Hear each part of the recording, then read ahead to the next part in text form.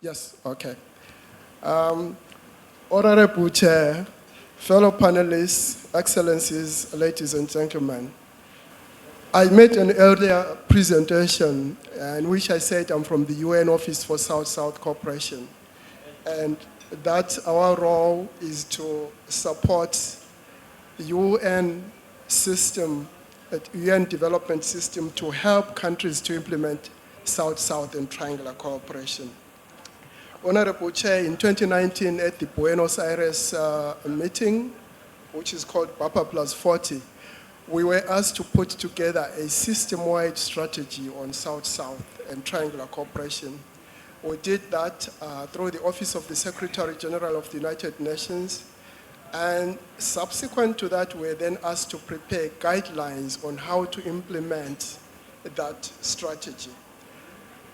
The guidelines were prepared last year and distributed to the regional offices of the United Nations system, to the regional commissions, and to the UN resident coordinator offices. So what I wanted to talk about here is that in terms of these guidelines, there is a part that focuses on resource mobilization. So that's the good story that I don't have to repeat everything. You would be able to access those guidelines and see the whole chapter on resource mobilization. However, needless to say, I'm going to talk about some of the aspects of what is in that chapter. The first part is maybe it's a kind of a framework of thinking that we tend to think of something called South-South cooperation resources. There is nothing that is South-South cooperation resources from the very beginning. It's only when they are purposed for South-South cooperation that they become South-South cooperation resources. Just to give an example, think of the bilateral flows on South-South cooperation. Some government has to allocate those resources from the fiscus to say we're going to use this to collaborate with our colleagues, with our partners in the South. And the next thing that I wanted to mention also is not to think about resources only as funds, as money. In South-South cooperation, I think most of the exchanges take place in terms of in-kind resources. Knowledge is very important to South-South cooperation. Without exchange of knowledge, that attempt to leapfrog will not be sustainable, will not be gainable. There are people-to-people exchanges where we send experts from one country to another for training. There are people at the community level exchanges where people just go to see what others are doing and learn and go back to replicate what they are doing. So the point I'm illustrating here is another mind frame that we have to change from is that when we talk about South-South cooperation, we think we have to have money, cash, US dollars.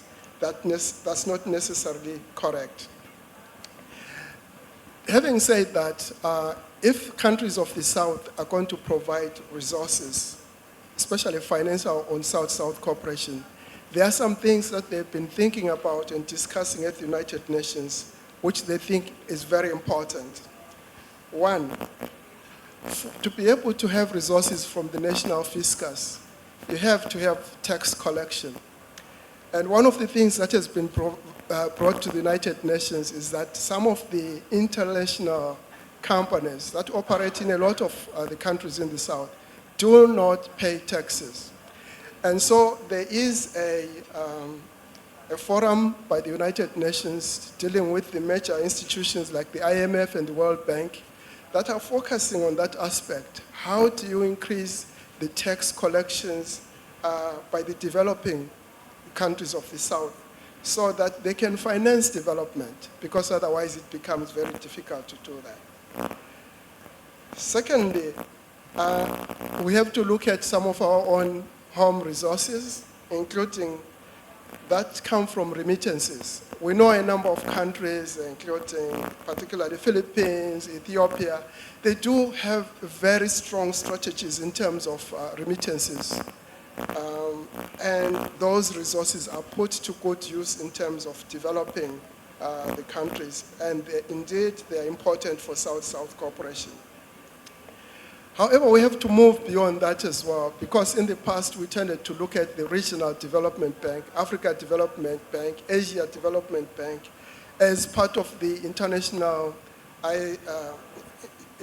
finance system. However, the member states in the regions can engage very strongly with the regional institutions to also finance South-South cooperation. And we have had some discussions relating to that in the past. Apart from the regional finance institutions, you also have to look at some of the specialized banks. One of the most and strongest supporters of South-South cooperation and implementers of South-South cooperation is the Islamic Development Bank. In fact, for a bank, it's amazing that they can do the kind of things with South-South cooperation. There's a lot to learn from them in terms of implementing programs, in terms of data gathering, and of course, they are a bank, so they are a good source of resource mobilization. I also mentioned that South-South cooperation is very broad, including infrastructure. And so when we look at the Asia Infrastructure Investment Bank, this is one of the people that also we should engage in terms of financing the things that we're trying to do at scale. We also need to look at innovative financing. I think there's a banker on this panel, so I'll not go into that because they will go into it. Instead, Chair, to complete, I want to look at the UN Office for South-South Cooperation, because we're asked again by member states to have a trust fund for South-South cooperation, which is under the auspices of the UNDP administrator, but managed by the director of the UN Office for South-South Cooperation. And under this, we have 3 specific trust funds: the India, Brazil, South Africa, whereby they contribute $1 million each year to the trust fund. And this is targeted at projects in various countries in the respective regions. We also have the biggest program in the UN Office for South-South Cooperation is the India UN Fund. It's managed very similarly with the IPSA Fund in that it has a board, they select the projects, and they want the UN system to support in terms of implementation of the projects that are funded from this resource. In addition, under the under the South-South Trust Fund, we have got resources from China that we have used extensively on city-to-city collaboration. And also we have a window on triangular cooperation. I'll mention 2 countries that so far have contributed to that. One is the Republic of Korea, which is supporting countries in the Mekong, lower Mekong, to address the issue of drought and climate change in the Mekong Valley.